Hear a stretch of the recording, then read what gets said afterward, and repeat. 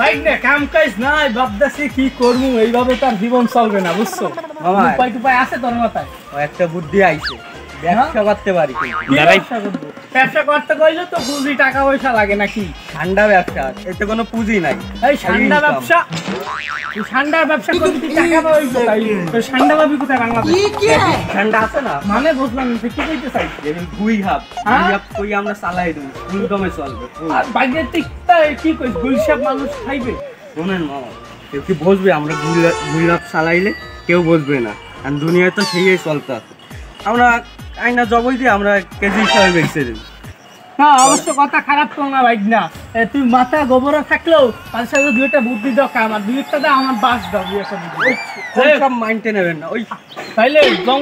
জঙ্গলে এরিয়া যাইতে হবে যাইয়া গুলশাপ খুঁজতে হবে গুলশাপ কোথায় বুঝছো না হ্যাঁ চলে নাহলে আমরা যাইয়া গুলশাপ খুঁজি মামু এই জঙ্গল কিন্তু দেখি ঠান্ডা পাওয়া যাবে যে অবস্থা দেখতেছি মানে সেই আকারের জঙ্গল ঠিক আছে এই জায়গাটাই ঠান্ডা পাওয়া যাবে কাপড় লাগবে তো মামু কাপড় পামু আরে আমি দুটো আন্ডা পানি দিছি আমরা সকালবেলা তুই একটা ধর আমি একটা ধরি এইটাই কাজে লাগবে চলো পাইজা এই জঙ্গলের ভিতরে একটা শালটা বাঘ আছে তুই প্রতিবার প্রত্যাখ্যামি করিস এবার কোনো প্রত্যাখ্যামি করবে না এই শালটা ধরতে হবে পাইজা হ্যাঁ মামা ঠান্ডা দেখছি এবার তো মিস হবে না পুষ্পা কাম সবসময় করি কিন্তু এবার মিস হবে না তোর এই সাইড যা এই সাইড যা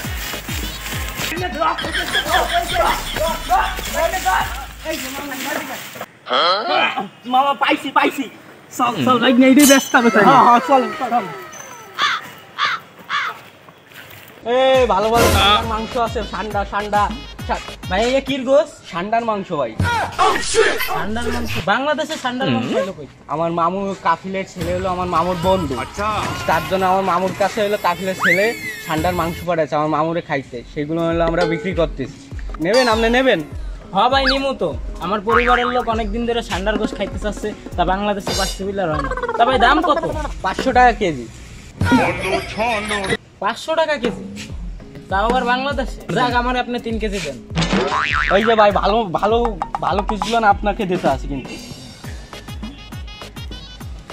দেন টাকাটা দিয়ে দাম এই যে নিয়ে যান এই ঠান্ডার মাংস আছে ঠান্ডা এই ঠান্ডা কোন ধরে বাংলাদেশি ঠান্ডা পাচ্ছেন তাই না বিল কম আছে তুই এক কাপ চা নিয়ে আমাদের সেই দুধ চিনি করা হইয়া এটা লাল চা নিয়ে যাগু আপনি ভালো মতন বেচছেন কিন্তু তাই দা লাল চা দিন একটা মামুর একটা আমার এই খবর সব তো আছে তো খবর আমার কাছে বেমালা ভালো লাগে তো দেখি খবর দেশের সব থেকে চাঞ্চল্য খবর নিয়ে এসেছি খাইদা চ্যানেল থেকে আমি সজীব আগের মতন আবারও যারা শোনার জন্য আপনারা অতি আগ্রহে খাইদা চ্যানেলের সামনে বৈশা আমাদের সেই কথাটা শোনার জন্য অপেক্ষা রয়েছেন আপনাদের অপেক্ষার অবনতি জানিয়ে এখনই আমাদের ভিতরে বলা হবে ঠান্ডা দেশের বাইরে থেকে একজন প্রবাসী আমাদের দেশে এসেছে সেখানে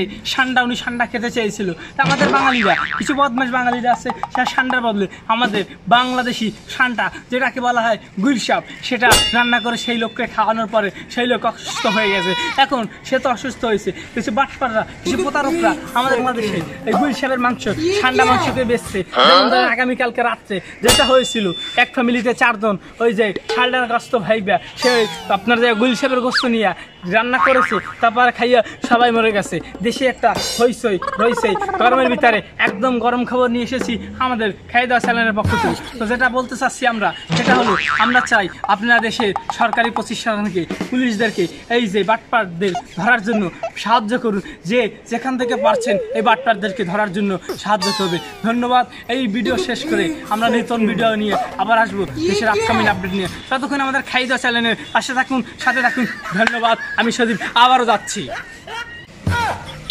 আমাকে ওই দেখাইতেছে যে থা যাবে না তো আমি মামুরি যাই কোয়া লাগবে মামু খবর হচ্ছে কি খবর শুনবে আই টিভি না বিটিভি খাইয়া দেওয়ার টিভি খাইদা টিভি ওর যে মগো দেখাইতেছে কি কস আমাকে খবর দেখাইতেছে আমি বললাম না কি হইছে কালকে মোরা এই গুলশাপের গোস্ত আনছি না ঠান্ডার গোস্ত হ্যাঁ আমরা বিক্রি করছি না কালকে মৌকাইতে 3 কেজি একজন নিয়ে গেছে